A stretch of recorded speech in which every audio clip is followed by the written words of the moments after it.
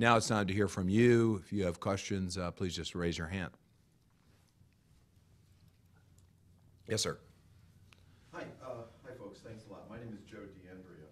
I'm from the Scranton area, Pennsylvania, where we're doing a lot of fracking, by the way. And there's a lot of people up there with your sentiment. Right. That's where the statistics came from. Yeah, are from the U.S. EPA is who's determined this, right? They're up in some of the outlying counties up near the New York border, like Bradford County, Tioga County, Susquehanna County. A lot of old farmers are getting rich, but and they're doing it at a lot of serious costs. It's a real big issue in our area. But that's not why we're here. Just some observations of what we've heard here. As I said, I'm Joe DeAndrea Jr. My father, Joe DeAndrea Sr., is the president of a company called Europort. Europort is a consortium of an American company, Renaissance Trust, which my dad is the president, and Desiport International, which my wonderful partner, Donald Blanc, sitting next to me, is the president. And in 1995, Europort signed a 25-year renewable lease with the Port Authority of Gdansk to develop a grain facility. You're shaking your head, you know, if our I know. I'm. All right. And we, in the process over the years, made hundreds of trips literally to Poland and adore the Polish people, its relationships. You know, I speak for Don and my dad. The relationships with the Polish people have been wonderful. Our intent was to develop a deep water grain facility in the Port of Gdansk.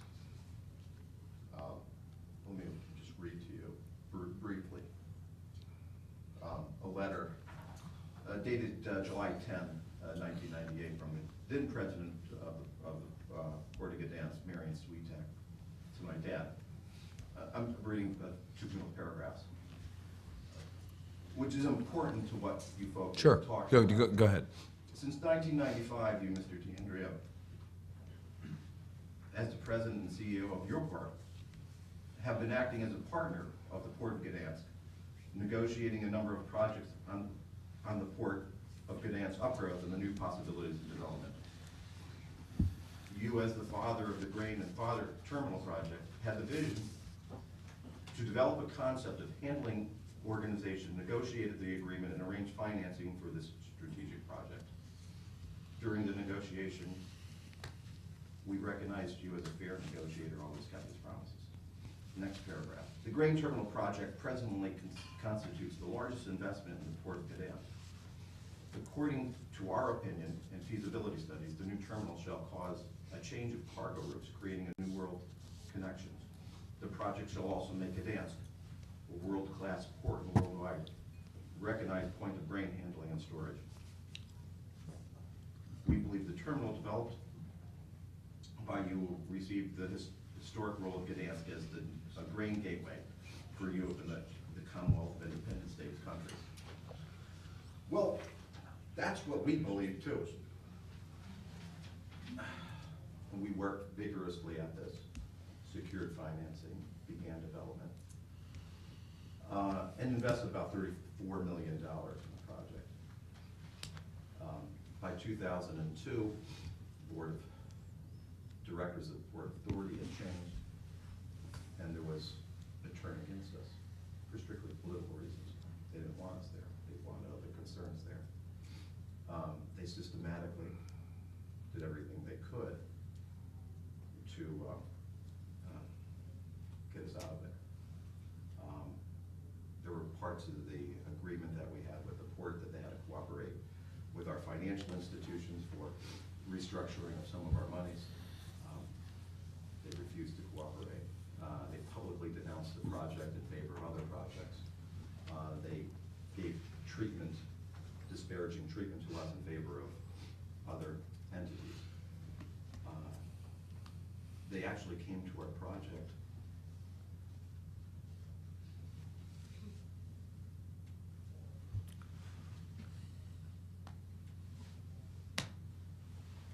one time with guns.